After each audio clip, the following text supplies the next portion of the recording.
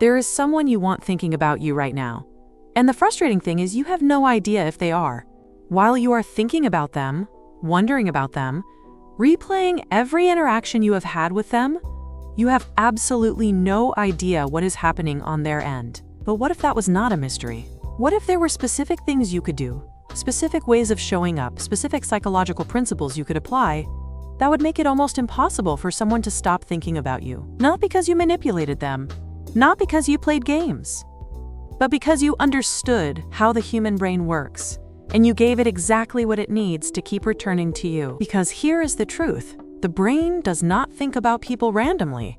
It thinks about people for very specific psychological reasons. And once you understand those reasons, you can become one of them.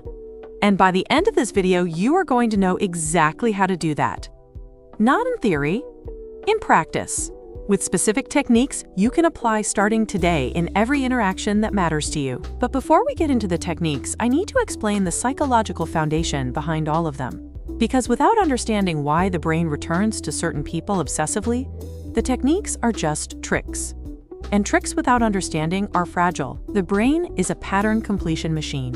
When it encounters something incomplete, something unresolved, something that raises a question it has not yet answered, it cannot let it go. It returns to it again and again until it finds resolution. This is not a quirk. This is fundamental to how human cognition works. The brain allocates ongoing processing power to unresolved things, and people who leave certain things unresolved in the minds of others get thought about constantly. The second mechanism is emotional tagging. When an interaction produces a strong emotional response, positive or negative, curious or surprised or moved, the brain tags that interaction as significant and returns to it repeatedly to process it fully, which means the goal is not to be pleasant. The goal is not to be likable. The goal is to be emotionally significant, to produce reactions in people that their brains feel compelled to return to and fully understand. The third mechanism is the contrast effect. The brain notices and remembers what is different, what stands out, what does not fit the expected pattern. People who are somehow different from everyone else the brain has encountered get stored differently, more vividly, more persistently. These three mechanisms, pattern completion, emotional tagging, and contrast effect, are the engines behind everything we are going to cover today. Keep them in mind as we go through each technique because you will see all three of them running underneath every single one. Technique number 1. Make them feel something they did not expect to feel. The most forgettable interactions in the world are the ones that produce exactly what was expected. Pleasant small talk, comfortable exchanges, nothing wrong with them and nothing to return to. The most memorable interactions are the ones that produce an emotion the other person was not prepared for. Not a dramatic emotion, not an overwhelming one, just one that arrived unexpectedly and left a mark. This could be a moment of genuine, unexpected vulnerability that made them feel trusted with something real. It could be a perspective on something ordinary that made them see it completely differently. It could be a moment of humor that was sharper and more genuine than anything they expected from the conversation. It could be a question nobody ever asked them before that made them think about themselves in a way they never had. Any of these things produce the emotional tag that makes the brain return to the interaction later, trying to fully process what just happened. The key is genuine. Manufactured vulnerability feels hollow. Forced humor feels desperate. A question asked for effect rather than real curiosity lands flat. The emotional impact has to come from something real, in you connecting with something real in them. And when it does, when a real moment happens between two people that neither of them fully planned, the brain of both people marks it as significant, and significant things get returned to. Again and again. Technique number 2. Ask a question they will still be thinking about tomorrow. Most questions in conversation are functional. They are there to keep things moving. How was your weekend? What do you do for work? Have you been here before?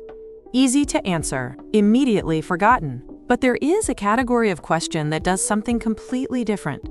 A question that is specific enough to feel personal, deep enough to require real thought, and open-ended enough that there is no clean, simple answer. Questions like, what is something you changed your mind about recently that you never expected to? Or, what is a version of your life you almost lived but chose not to? Or, what do you think people misunderstand most about you? These questions do several things simultaneously. They signal that you see the other person as someone worth thinking about seriously. They create an experience of being genuinely seen rather than just encountered. And they open a loop in the other person's brain that does not fully close when the conversation ends. Because questions like these rarely get fully answered in the moment. The other person gives you what they have access to right now. But later, when they are alone, their brain keeps working on the question, keeps finding new answers, keeps returning to the conversation where someone asked them something that actually mattered.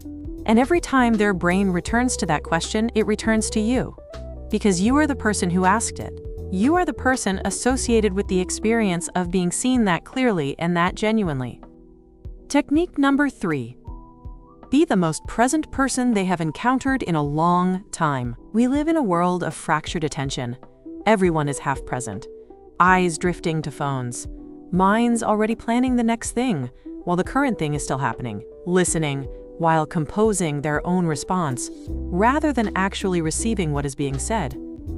Full, genuine presence is so rare that when someone experiences it, it produces a reaction that is almost physically felt.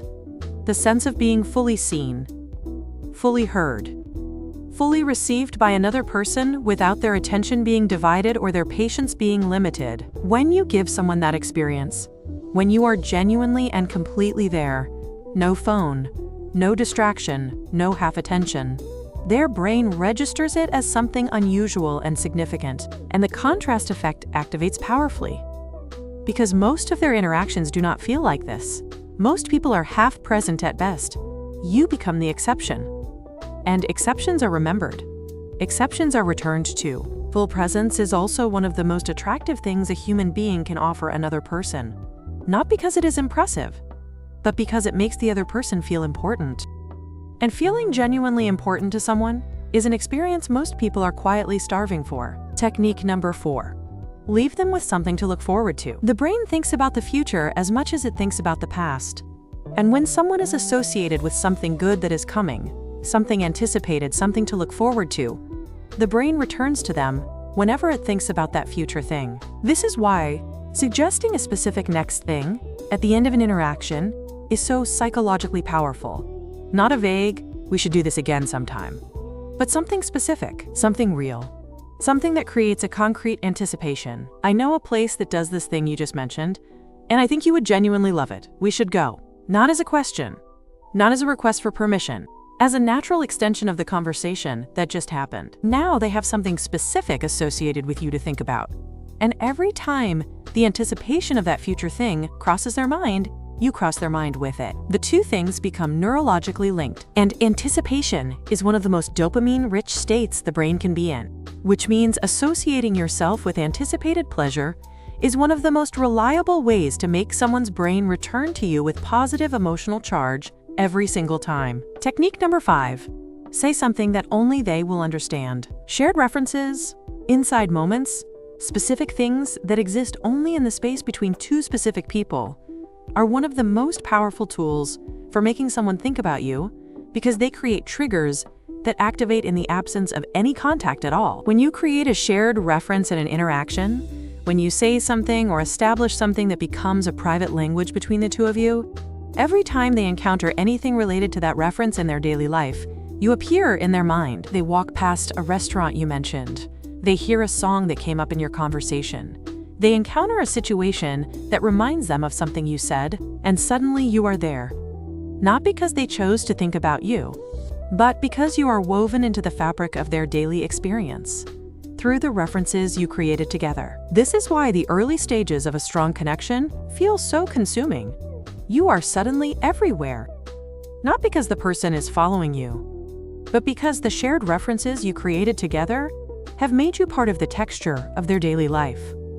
The more specific and genuine the shared reference is, the more powerful the trigger. A generic observation creates a weak link. A genuinely specific, shared moment that could only have happened between these two specific people creates a link that fires every time anything even remotely related appears. Technique number 6.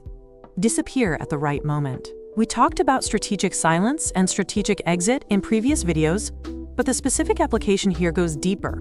Because disappearing at the right moment is not just about creating mystery. It is about activating the brain's pattern completion drive in a very specific and powerful way. When someone disappears from your attention, right when things were getting interesting, the brain does not accept the incompleteness. It tries to complete the pattern. It generates what might have happened next. It imagines the continuation of something that was cut short, and all of that imaginative completion happens with you as the subject. The brain is essentially writing your story for you, creating versions of you, possibilities of you, that may be more compelling than anything you could have said or done if you had stayed. The key is the timing. Disappearing when things are flat or mediocre creates no pull. Disappearing when things are genuinely alive and interesting. When the energy between you is real and building, that is when the brain refuses to accept the ending and keeps generating the continuation. Technique number 7. Show them a version of themselves they rarely get to see. This is the deepest and most powerful technique on this list, and it is rooted in one of the most consistent findings in all of social psychology. People are powerfully attached to people who bring out versions of themselves they love. Think about the people in your life who have meant the most to you, who have stayed with you, who you still think about even when you have not spoken to them in years. I would be willing to bet that almost all of them made you feel like a version of yourself that you genuinely liked, funnier than you usually are, more open than you usually feel comfortable being, more interesting than you usually experience yourself as, more understood than you usually manage to feel, more capable or more seen or more alive than your average Tuesday allows. When someone draws that version out of you, when your interactions with them consistently produce a self you are proud of and enjoy being, you do not just think about them. You associate them with the best version of yourself.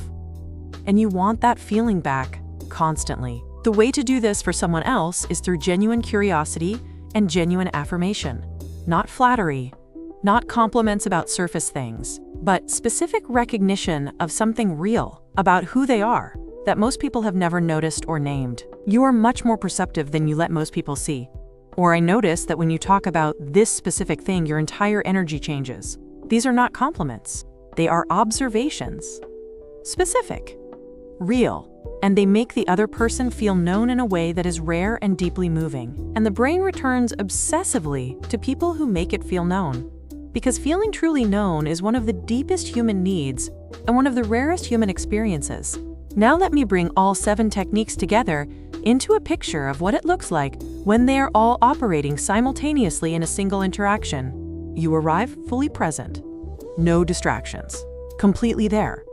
The contrast effect activates immediately because most people they talk to are not fully there. You ask a question early that goes deeper than expected, not aggressively, naturally. It opens a loop in their brain that will not close when the conversation ends. Something real happens between you, a moment of genuine connection that produces an emotion they were not prepared for. Their brain tags it as significant immediately. You create a shared reference, something specific, something that only exists between the two of you from this point forward. You notice something real about them and you name it, specifically, genuinely. They feel seen in a way they rarely feel seen. Before the energy starts to decline, you suggest something specific for next time, something real and anticipated. You associate yourself with a future they are looking forward to, and then you leave. While things are still alive, while the energy is still high, while their brain is still fully engaged and wanting more, what happens next is not a mystery. Their brain cannot accept the incompleteness. The emotional tag fires. The pattern completion drive activates. The shared reference appears in their day. The question you asked resurfaces. The feeling of being seen returns, and every single one of those things brings them back to you, not because you did something impressive, not because you performed, but because you understood how their brain works, and you gave it exactly what it needs to keep returning to someone. Now I want to address something important. All of this only works if there is something real underneath it. If you are genuinely interesting. If your curiosity is genuine, if your presence is authentic, if your observations come from real attention rather than strategy. The brain is extraordinarily sensitive to authenticity.